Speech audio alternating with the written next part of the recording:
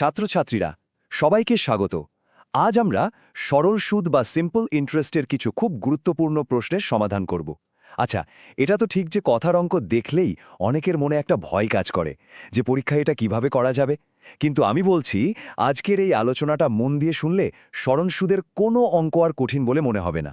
তাহলে চলো শুরু করা যাক। তো আর দেরি না করে আমাদের আজকের কাজটা শুরু করে ফেলা যাক। আমরা প্রত্যেকটা প্রশ্নকে একদম ধাপে ধাপে ভেঙে এমনভাবে বুঝব যাতে পরীক্ষার খাতায় সমাধান করতে কোনো অসুবিধাই না হয়। বেশ, তাহলে প্রথম প্রশ্নটা দেখে নেওয়া যাক। আমাদের প্রথম প্রশ্নটা হলো একটা তাঁত সমবায় সমিতি নিয়ে। একটা কথা কিন্তু সব সময় মনে রাখতে হবে, যে কোনো কথার অঙ্ক সমাধান করার প্রথম আর সবচেয়ে জরুরি ধাপ হলো প্রশ্নটাকে খুব মন দিয়ে পড়া। আমাদের আগে খুঁজে বের করতে হবে কি কি তথ্য দেওয়া আছে আর ঠিক কি জানতে চাওয়া হয়েছে। আচ্ছা, প্রশ্নটা যদি আমরা ভালো করে দেখি, সমিতি ধার করেছিল 15,000 টাকা। যে টাকাটা ধার করা হয় বা কোথাও জমা রাখা হয় সেটাকে আমরা কি বলি? ঠিক, আসল বা প্রিন্সিপাল। এই টাকাটা 4 বছরের জন্য ধার করা হয়, তার মানে আমাদের সময় বা টাইম হলো 4 বছর। আর 4 বছর পরে মোট শোধ করতে হয়েছে 22,125 টাকা। এই যে সুদ আর আসল মিলিয়ে যে মোট টাকাটা হয় তাকে বলা হয় সুদাসল বা অ্যামাউন্ট। আমাদের কাজ হলো ব্যাংকের বার্ষিক শতকরা সরল সুদের হার অর্থাৎ রেট অফ ইন্টারেস্ট বের করা। এখানে দেখো, আমরা সব তথ্যকে সুন্দর করে সাজিয়ে নিয়েছি। আসল বা পি হল 15,000 টাকা, সময় বা টি হল 4 বছর, আর সুদ আসল দেওয়া আছে 22,125 টাকা। এবার একটা খুব জরুরি বিষয় খেয়াল করতে হবে।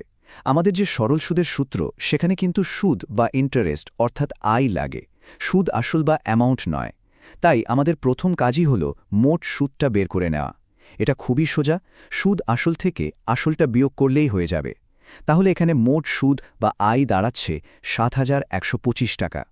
মনে রাখতে হবে, পরীক্ষার সময় এই ধাপটা ভুল হলে কিন্তু পুরো অঙ্কটাই ভুল হয়ে যাবে। সরল সুদের সব অঙ্ক করার জন্য কিন্তু আমাদের একটাই প্রধান সূত্র মনে রাখতে হবে, আর সেটা হলো I = P × T × R/100। এখানে I হলো মোট সুদ, P হলো আসল, T হলো সময়, অবশ্যই বছরে, আর R হলো বার্ষিক সুদের হার। যেহেতু আমরা I, P আর T এর মান জানি, তাই এই সূত্রটা ব্যবহার করে আমরা খুব সহজেই R এর মানটা বের করে ফেলতে পারব। বেশ, চলো এবার মানগুলোর সূত্রে বসিয়ে দিই। আয়ের জায়গায় লিখলাম 7,125, পি এর জায়গায় 15,000 আর টি এর জায়গায় 4। এখন আমাদের শুধু আর এর মানটা বের করতে হবে। তার জন্য সমীকরণটাকে একটু সমাধান করতে হবে, তাই না?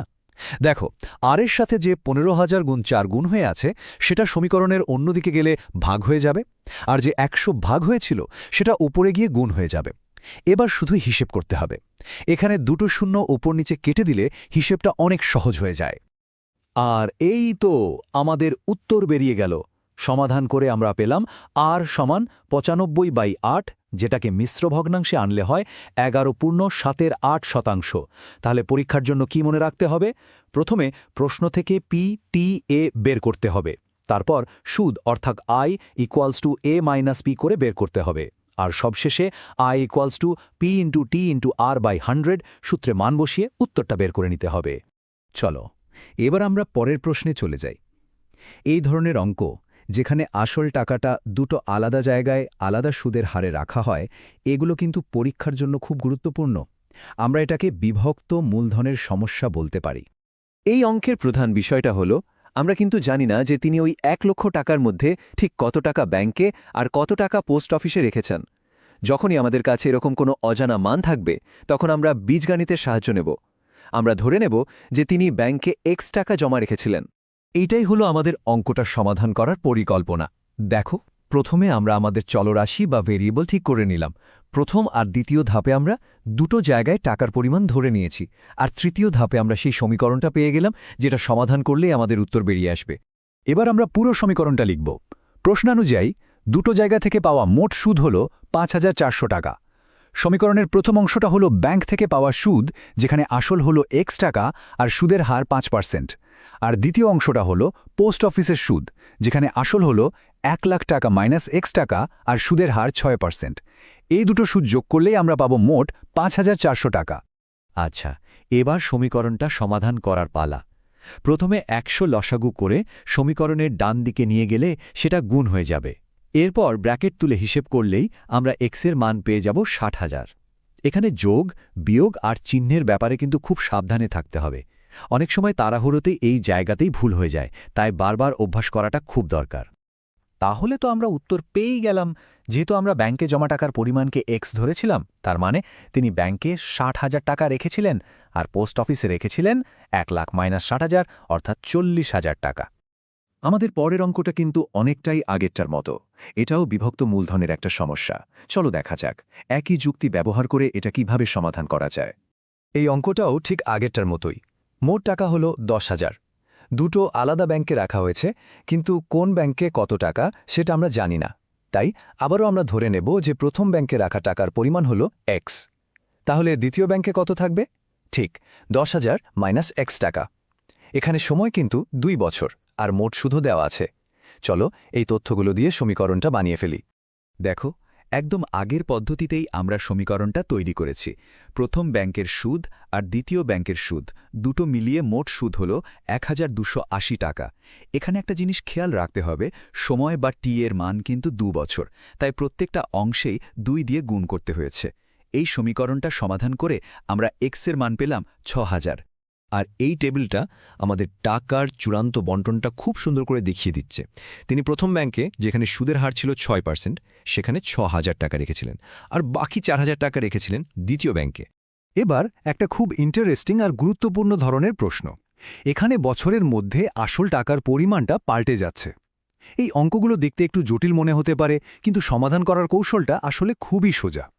আমাদের শুধু পুরো বছরটাকে কয়েকটা ভাগে ভেঙে নিতে হবে আর প্রত্যেকটা ভাগের জন্য আলাদা করে সুদ হিসেব করতে হবে। এই টাইমলাইনটা একটু দেখা যাক। বছরের শুরুতে আসল ছিল ১৫,০০০ টাকা। ৩ মাস পরে ৩,০০০ টাকা তুলে নেওয়ার ফলে আসল কমে দাঁড়ালো ১২,০০০ টাকায়। তারও ৩ মাস পর, মানে বছরের ৬ মাসের মাথায় ৮,০০০ টাকা জমা দেওয়া হলো। ফলে আসল বেড়ে দাঁড়ালো ২০,০০০ টাকা। আমাদের কাজ হলো এই প্রত্যেকটা সময়ের জন্য আলাদা আলাদা করে সুদ হিসেব করা। চলো ধাপে ধাপে করা যাক। এখানে প্রত্যেকটা ভাগের হিসেব দেখানো হয়েছে। প্রথম ৩ মাস আসল ছিল ১৫,০০০ টাকা, তাই তার সুদ হয়েছে ১৮৭.৫০ টাকা। পরের ৩ মাস আসল ছিল ১২,০০০ টাকা, তার সুদ হয়েছে ১৫০ টাকা। আর বছরের শেষ ৬ মাস আসল ছিল ২০,০০০ টাকা, যার সুদ হয়েছে ৫০০ টাকা। এখানে একটা জিনিস লক্ষ্য করতে হবে, আমরা সবসময় সময়টাকে অর্থাৎ মাসকে ১২ দিয়ে ভাগ করে বছরে নিয়ে গেছি। এই কাজটা করতে ভুলে যাওয়া কিন্তু একটা খুব সাধারণ ভুল, যেটা আমাদের এড়িয়ে চলতে হবে। তাহলে বছরের শেষে মোট সুদ কত হল? এই ৩টি অংশের সুদ যোগ করলেই পেয়ে যাব, অর্থাৎ ১৮৭.৫০, ১৫০ আর ৫০০ যোগ করে মোট সুদ হল ৮৩৭.৫০ টাকা। এখন প্রশ্ন হল, বছরের শেষে তিনি সুদ আসলে মোট কত টাকা পাবেন? উত্তরটা হল, বছরের শেষে তার অ্যাকাউন্টে যে আসল টাকা ছিল, অর্থাৎ ২০,০০০ টাকা, তার সাথে এই মোট সুদটা অর্থাৎ ৮৩৭.৫০ টাকা যোগ হবে। সুতরাং তিনি মোট পাবেন ২০,৮৩৭.৫০ টাকা। আমাদের শেষ প্রশ্নটা সরল সুদের একটা দারুণ বাস্তব প্রয়োগ। এখানে একজন ব্যক্তি বাড়ি তৈরির জন্য ব্যাংক থেকে লোন নিচ্ছেন এবং সেই বাড়ি ভাড়া দিয়ে সেই লোন শোধ করার পরিকল্পনা করছেন। গণিত যে আমাদের বাস্তব জীবনের আর্থিক পরিকল্পনাতেও কতটা সাহায্য করে, এই অঙ্কটা তার একটা চমৎকার উদাহরণ। আমাদের বের করতে হবে যে কত বছর বা টি সময় পরে তার মোট ভাড়ার আয় আর তার মোট ব্যাংক ঋণ সুদ সমেত সমান হবে। বাম দিকে আমরা টি বছরে মোট ঋণ হিসেব করেছি, যেটা হলো আসল আর টি বছরের সুদ, আর ডান দিকে হিসেব করেছি মোট ভাড়ার আয়। এখানে সবচেয়ে জরুরি বিষয় হলো ভাড়ার আয়ের সময়টা T-1 বছর ধরা হয়েছে। কেন? কারণ প্রশ্নে বলা আছে তিনি ঋণ নেওয়ার ১ বছর পর থেকে বাড়ি ভাড়া দিতে শুরু করেন। তার মানে যদি মোট সময় টি বছর হয়, তাহলে ভাড়া পেয়েছেন T-1 বছরের জন্য। এই ব্যাপারটা বুঝতে পারলেই অঙ্কটা সহজ হয়ে যাবে। এবার আমরা এই দুটো পরিমাণকে সমান ধরে একটা সমীকরণ তৈরি করব এবং সেটা সমাধান করব। সমাধান করে আমরা টি এর মান পেলাম ৯, অর্থাৎ ধার নেওয়ার ঠিক ৯ বছর পরে তার মোট বাড়ি ভাড়ার আয় দিয়ে তিনি ব্যাংকের সম্পূর্ণ টাকা সুদসহ শোধ করে দিতে পারবেন। দেখলে তো, গণিত শুধু পরীক্ষার নম্বর পাওয়ার বিষয় নয়, আমাদের বাস্তব জীবনের বড় বড় সিদ্ধান্ত নিতেও কতটা সাহায্য করে। আশা করি আজকের আলোচনার পর সরল সুদের অঙ্ক নিয়ে আর কোনো ভয় থাকবে না।